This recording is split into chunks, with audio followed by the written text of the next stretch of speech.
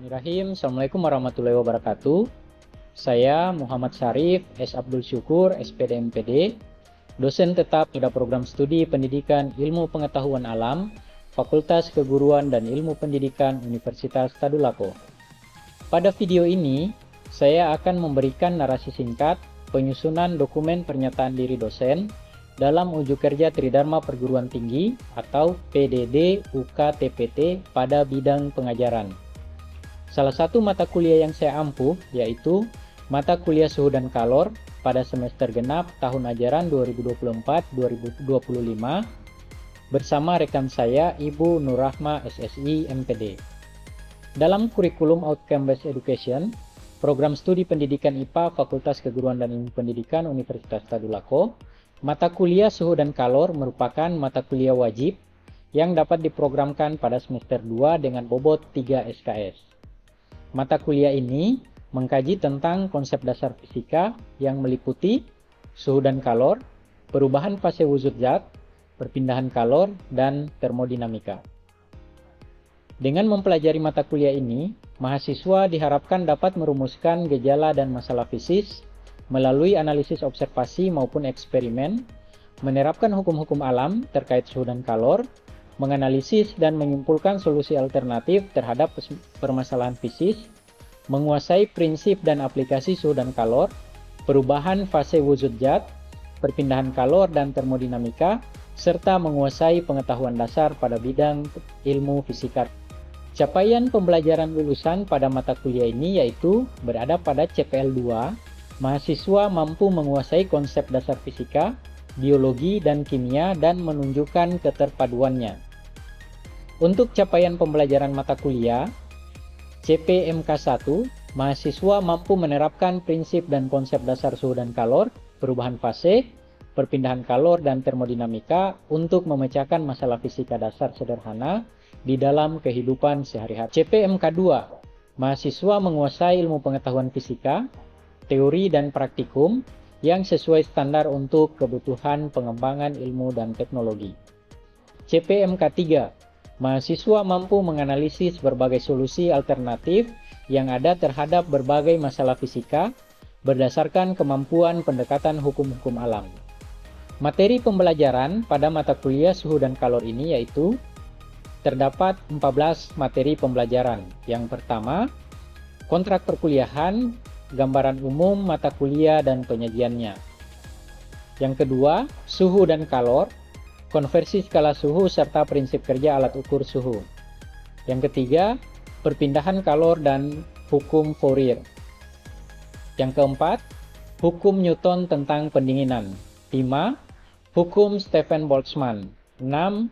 Konsep perubahan fase, energi perubahan fase serta titik beku dan titik didih. 7. Diagram fase dan aplikasinya. 8. Pengertian termodinamika, ruang lingkup, dan sistem termodinamika sederhana. 9. Kesetimbangan termal, diagram PV untuk zat murni dan persamaan keadaan. 10. Gas ideal dan persamaan keadaan van der Waals. 11. Usaha kalor dan energi dalam. 12. Hukum pertama termodinamika. 13. Teorema Clausius dan entropi. 14. Hukum kedua termodinamika. Dalam video ini, saya akan memperlihatkan cuplikan proses pembelajaran pada materi pembelajaran 12, yaitu hukum pertama termodinamika. Secara umum, pembelajaran yang saya lakukan mencangkup 3 aspek, yaitu delivery, interaction, dan assessment. Pada aspek delivery, saya memaparkan pokok-pokok materi yang akan dipelajari dalam proses perkuliahan, seperti tujuan pembelajaran, pertanyaan-pertanyaan pengantar untuk persepsi dengan menghubungkan pengetahuan dan pengalaman yang dialami mahasiswa dengan materi perkuliahan. Media pembelajaran yang saya gunakan yaitu yang pertama, buku Heat and Thermodynamics oleh Szymanski dan Diekmann. Yang kedua, modul pembelajaran yang dikembangkan dari berbagai sumber. Yang ketiga, slide PowerPoint untuk memudahkan penyampaian materi. 4. Simulasi PET untuk melakukan percobaan sederhana di ruang kelas dalam membangun pengetahuan secara eksperimental dan konseptual. Yang kelima, Google Form untuk mengumpulkan tugas-tugas mahasiswa secara daring. Yang keenam, video pembelajaran yang relevan. Pada aspek interaksi, saya membimbing mahasiswa untuk melakukan kegiatan kolaborasi melalui simulasi percobaan untuk membangun konsep pengetahuan pada proses-proses termodinamika. Aspek ini saya lakukan secara bertahap, mulai dari membentuk kelompok, membimbing mahasiswa untuk mengumpulkan data melalui simulasi percobaan, mempersilakan mahasiswa untuk memaparkan hasil simulasi dan konsep yang ditemukan, serta memfasilitasi berjalannya diskusi antar kelompok. Kegiatan ini diakhiri dengan menyimpulkan secara bersama-sama konsep yang ditemukan dalam proses pembelajaran, serta mengajak mahasiswa untuk bersama-sama menyimak contoh soal studi kasus berkaitan dengan proses-proses termodinamika. Pada aspek asesmen, saya melakukan penilaian pada 4 aspek, yaitu case method, project, partisipasi atau kehadiran, serta nilai UTS dan UAS dengan menggunakan rubrik yang jelas dan terukur. Pada bobot case method, saya mengacu 4 kriteria utama, yaitu kemampuan mengidentifikasi masalah, memberikan pendapat kritis, berkomunikasi secara efektif, dan akurasi jawaban. Untuk project, mencangkup perencanaan, pelaksanaan, dan hasil akhir project. Bobot masing-masing kriteria adalah sebagai berikut. Bobot case method 25%, bobot project 15%, partisipasi dalam kelas, UTS dan UAS 50%. Berikut cuplikan pembelajaran yang saya lakukan. Assalamualaikum warahmatullahi wabarakatuh. Waalaikumsalam warahmatullahi wabarakatuh. Selamat pagi adik-adik semuanya. Ya, bagaimana kabarnya hari ini? Ya, sehat ya. Ada yang tidak hadir? Ya, jadi ada 15 mahasiswa kita ya. Oh, 1, 2, 3. Oke, hadir semuanya.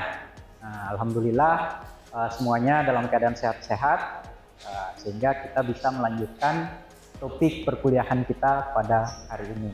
Ya, jadi topik kita hari ini mengenai hukum pertama termodinamika. Ya, jadi ini masih ada kaitannya dengan mata pelajaran di SMA. Ada yang masih ingat hukum kekekalan energi di SMA? Siapa? Ya, Nasar silakan.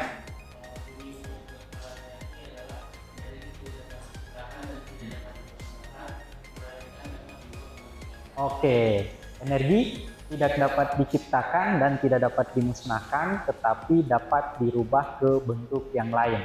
Nah, itu masih berlaku di perkuliahan. Jadi apa yang adik-adik dapatkan di SMA juga berlaku di perkuliahan. Nah, topik kita hari ini, yang pertama kita akan melihat sejarahnya. Nah, sejarah hukum pertama termodinamika, di mana mahasiswa mampu menjelaskan sejarahnya, sejarah hukum pertama termodinamika. Mengapa kita harus belajar sejarah? Karena sejarah itu merupakan titik perkembangnya ilmu pengetahuan.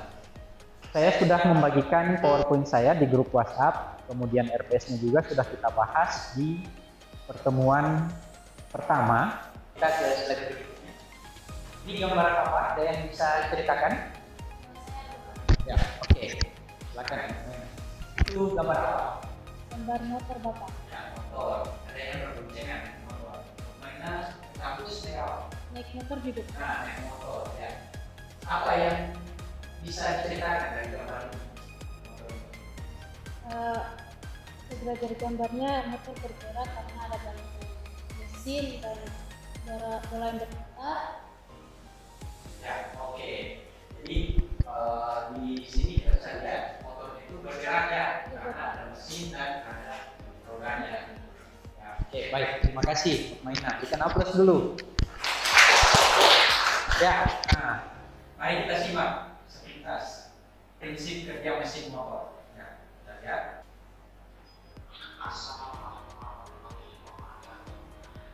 Ya, coba diperhatikan pergerakan pistonnya. Ya, yang ini. Coba perhatikan. Nah, jadi tadi siapa dong? Rifki ya. Ya. Jadi tadi Rifki mengatakan mesin motor itu bisa bergerak karena ada bahan bakar yang dibakar di dalam mesin. Ya. Jadi ini bagian-bagian mesinnya ini ada piston, ya. Nah, di sini ada ruang pembakaran. Kemudian ini ada busi. Ya. Jadi yang pertama itu ini jalan masuknya udara, ya. Kemudian ini BBM. Ya. Jadi BBM itu yang pertama itu udara dimasukkan ke dalam ruang pembakaran. Nah, kemudian di sini juga ditambahkan juga dengan bensin. Nah, bensin.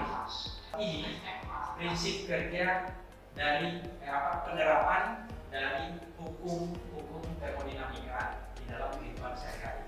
Untuk materi pertama, mari kita lihat sejarah hukum pertama termodinamika.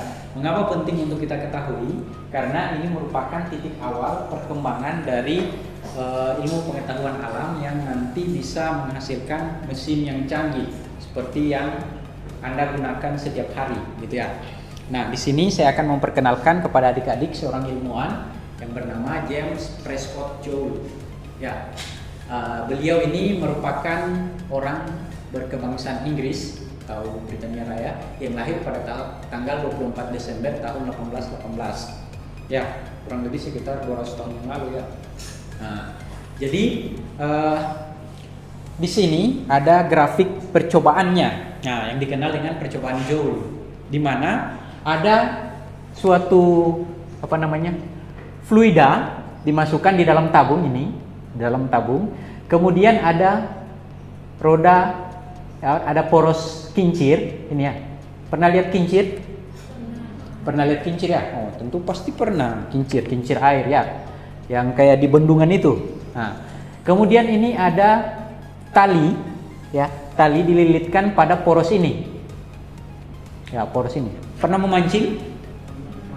Gitu ya. Nah, dililitkan begini loh. Ya. Jadi kalau dia ini dililitkan, nanti ini dihubungkan dengan sebuah beban dengan massa M kecil, gitu ya.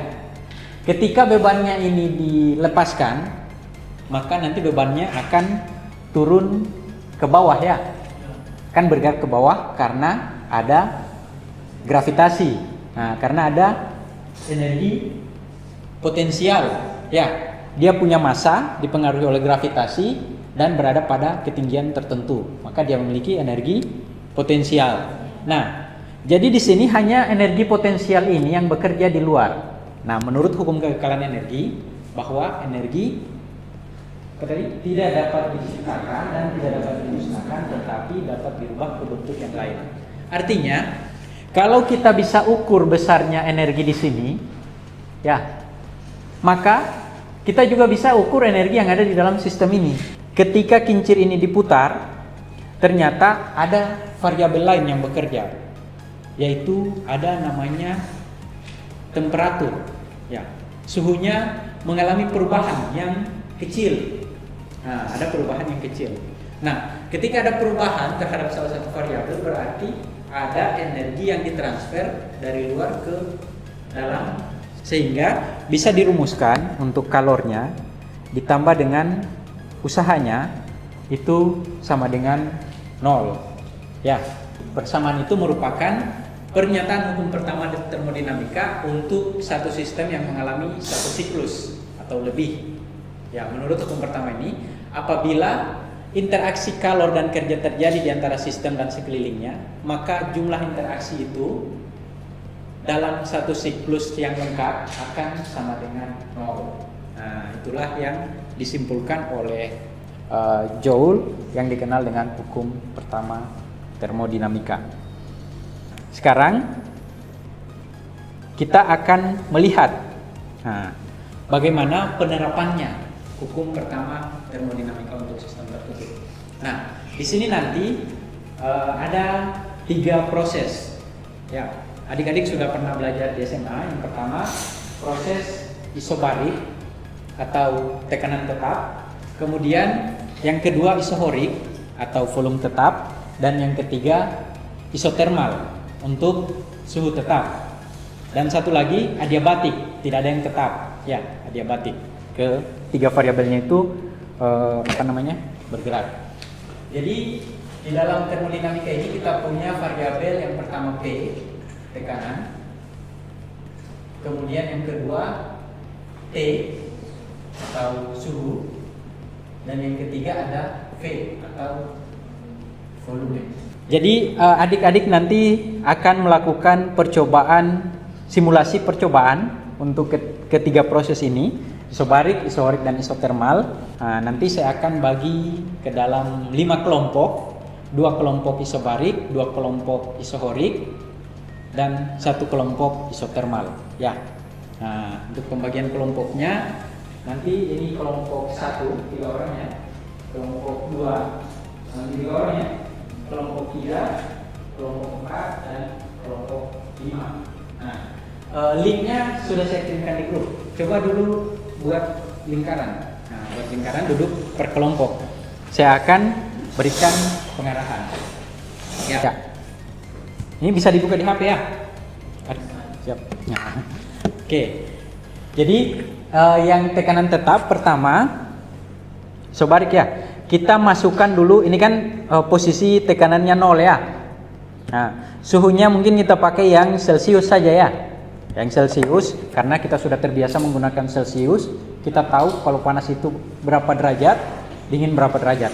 Nah, ditambah dulu di sini kita masukkan partikelnya yang bergerak, yang bebas. Ya.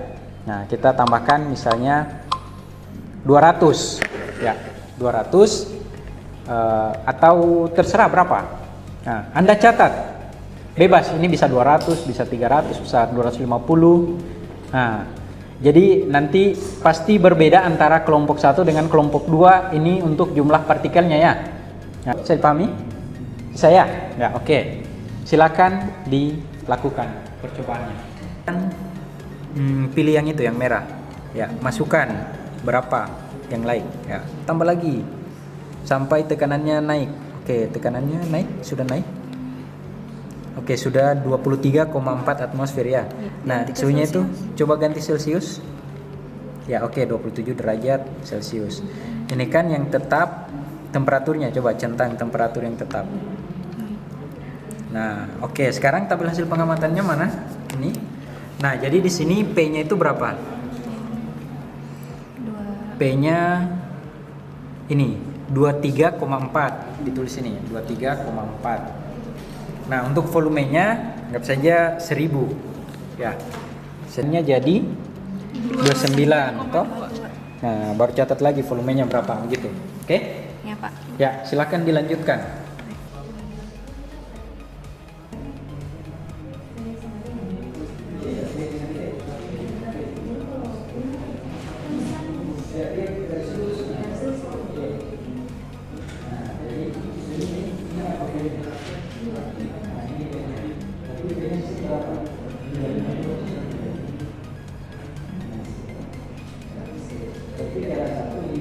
Setelah Anda peroleh tabel P dengan V-nya, dibikin grafik begini. Gitu ya. Bikin grafik untuk sumbu Y-nya P, sumbu X-nya V. Bagaimana? Sudah semua dapat tabelnya? Sudah? Kelompok 1, 2, 3, 4, 5. Ya, oke. Jadi adik-adik akan tuliskan di sini hasil pengambilan datanya pada ketiga proses tersebut. Oke. Jadi untuk isobarik kelompok 1, isohorik kelompok 3, dan isotermal kelompok 5. Kelompok 2 dan 4 5. Oke. Silakan yang isobarik dulu maju 3. Ya, silakan. Baik, Assalamualaikum warahmatullahi wabarakatuh. Waalaikumsalam warahmatullahi wabarakatuh. Di sini kami akan menjelaskan hasil yang telah kami peroleh. Kami melakukan percobaan isobarik, yaitu tekanannya konstan. Nah, kami menggunakan tekanan di 35,0 atm. Nah, pada percobaan pertama kami menggunakan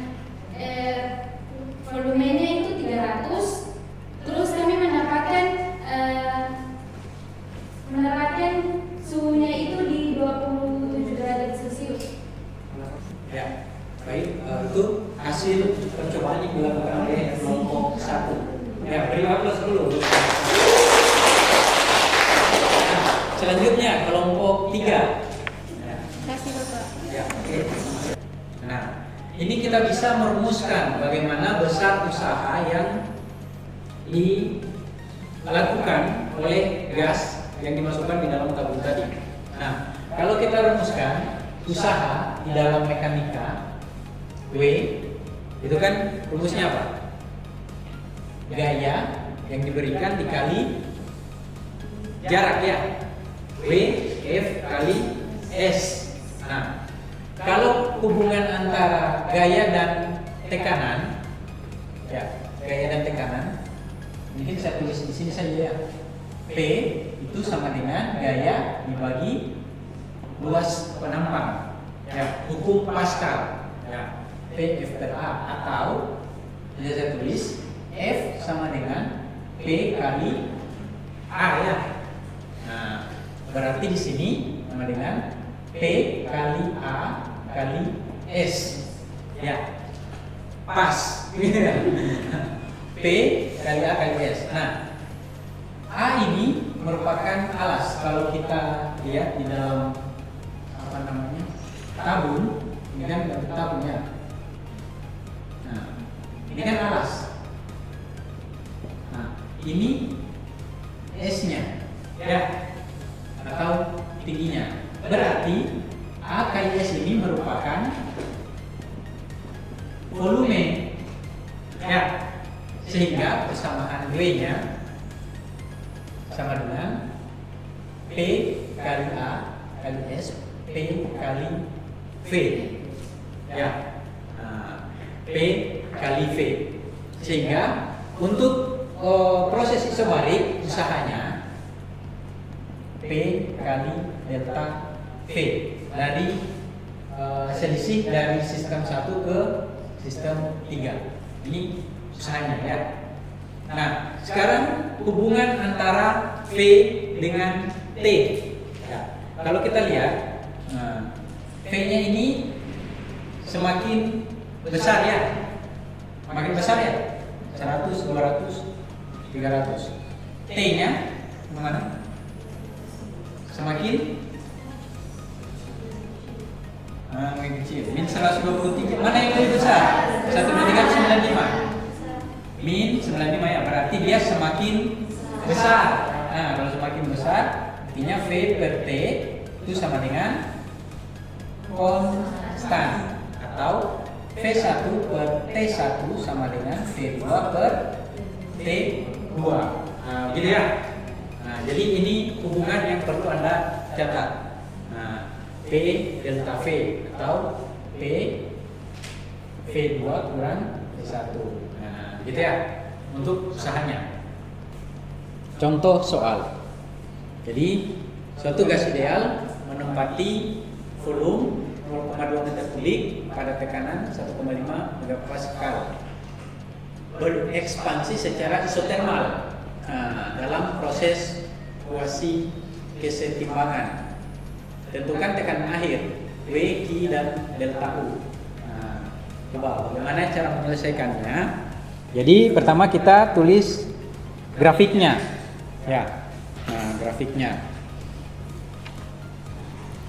Jadi yang pertama ditanyakan tadi apa? Nah, coba saya hapusnya. Nah, itu apa ini? Volume V sama dengan 0,2 meter kubik.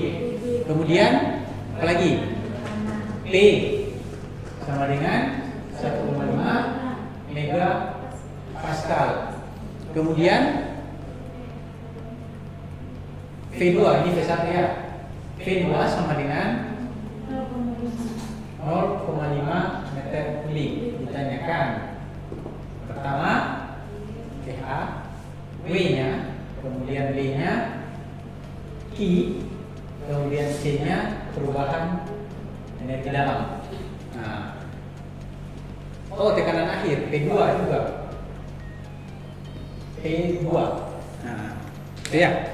Nah, jadi Untuk mencari P2-nya, kita pakai perbandingan. Ya, P1 V1 sama dengan P2 V2 ini. Ya, ini atau apa itu?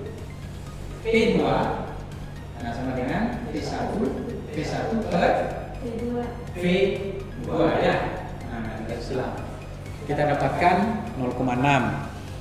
Kemudian kalau temperatur konstan, energi dalamnya itu 0. Perubahan energi dalamnya 0.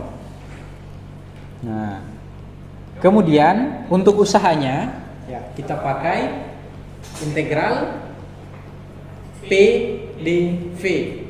Nah, kita masukkan P1 V1 ln V2 per V1. Ln V2 per V1 2,5 ln 2,5. Kemudian kita selesaikan dapatkan 27,4. Ya, oke. Sampai di sini ada yang mau ditanyakan? Ada yang mau bertanya? Ya, oke, silakan. Ya, oke. Untuk proses isobarik, nah, kita gunakan juga perbandingan yang sama. Ya, isobarik. Nah, misalnya ini. Kita lihat isobarik. Nah, misalnya ini. Jadi temperaturnya 500 derajat, dikompresi. Dikompresi itu artinya apa? Tekanannya diperkecil. Nah, pada tekanan konstan dari volumenya diperkecil dari 1,2 dari volume 2 menjadi 0,4 ya.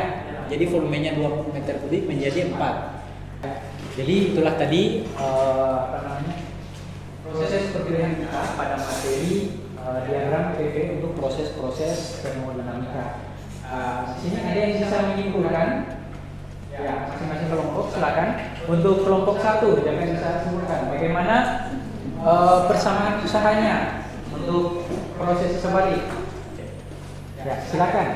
Kelompok 1 untuk menyimpulkan materi pada proses isobarik. Yang pertama itu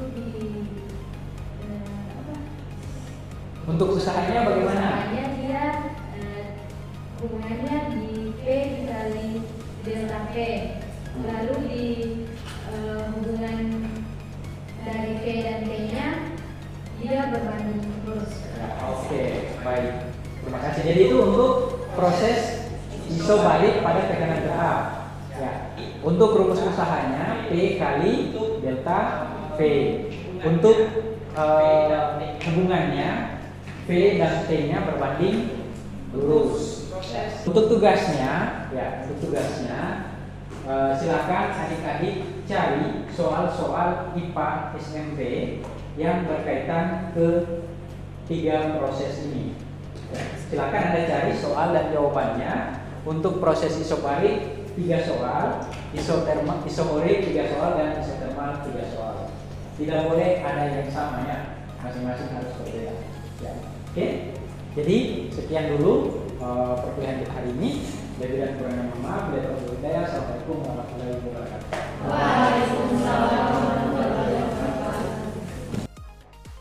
Demikian video narasi singkat penyusunan dokumen pernyataan diri dosen dalam unjuk kerja Tridharma Perguruan Tinggi atau PDD UKTPT pada bidang pengajaran yang saya buat.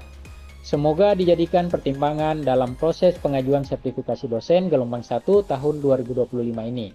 Sekian, billahi taufiq wal hidayah. Wassalamualaikum warahmatullahi wabarakatuh.